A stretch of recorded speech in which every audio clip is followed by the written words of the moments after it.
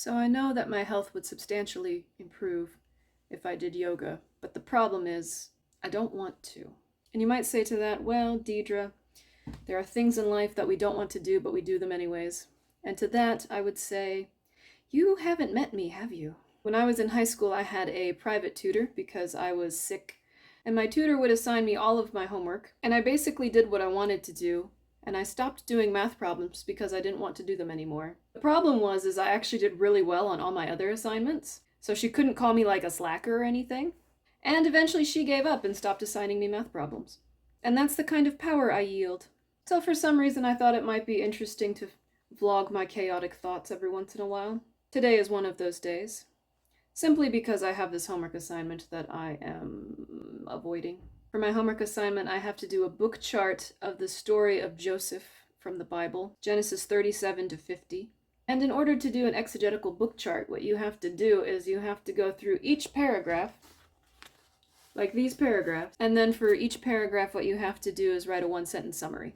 And the worst part was every paragraph I got a song from Joseph and the Technicolor Dreamcoat stuck in my head.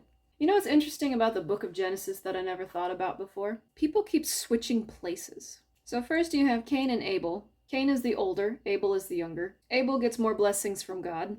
Abel did his work correctly. Cain gets the short end of the stick, because he did his work badly. So Cain kills Abel. And then later you have Jacob and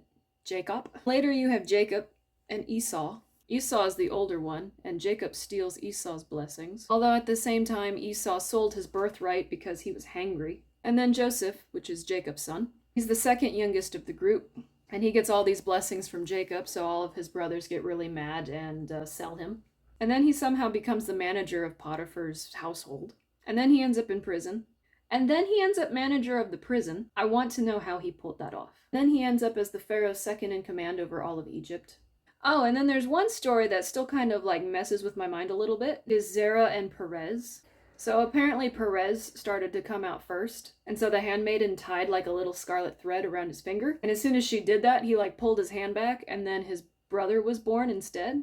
I really don't understand the point of that story, except that it just made me realize that like most of Genesis is just brothers switching places. So that's something to think about. On a somewhat related note, I had a Korean class this morning, and I have to say that my Korean is getting so much worse. Also, so is my English. I would be okay if, like, my Korean was getting better and my English was getting worse, but it's really just, like, both my Korean and my English just failing.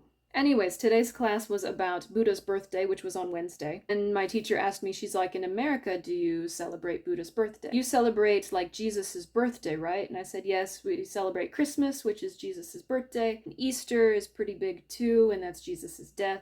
And she goes, oh, okay, well, for your homework assignment this week, I would like you to write about what will happen if Jesus comes back. And so my response to that was, you want the book of Revelation? So I'm not really sure how I'm going to do this homework assignment because I couldn't understand my teacher when she said, I bought a car yesterday, which is a very simple sentence. 차를 샀어요, right? 저는 차를 샀어요. 샀어요. That's a pretty easy sentence. Didn't get it. But now I have to write about the second coming of Christ. But I did learn something that I thought was pretty interesting. Do you guys know lotus flowers? An interesting thing about the temples in Korea is the symbol for the temple is the lotus flower. If you don't know, that's a lotus flower. Focus. There we go. And the interesting thing about lotus flowers is that they grow in dirty water. And they sometimes actually purify the dirty water around them as they grow. And I thought that was just such a beautiful symbol. Lotus flowers are the symbols of purity in a tainted environment. I think that the more we grow in purity, the more it cleanses the environment around us. But I think from my own perspective, the lotus flower's goal is not to purify, but simply to thrive. And as it attempts to thrive, it purifies itself and its environment. That's my own thought, though. I'm not a botanist. I don't know anything about plants. But I thought I would share that with you today, possibly just because I'm procrastinating with this homework assignment. Let me know if you like these kind of vlogs, if you're interested in more of my chaotic thoughts. I'm going to attempt to plot out this book now. Tell me something interesting that you learned today.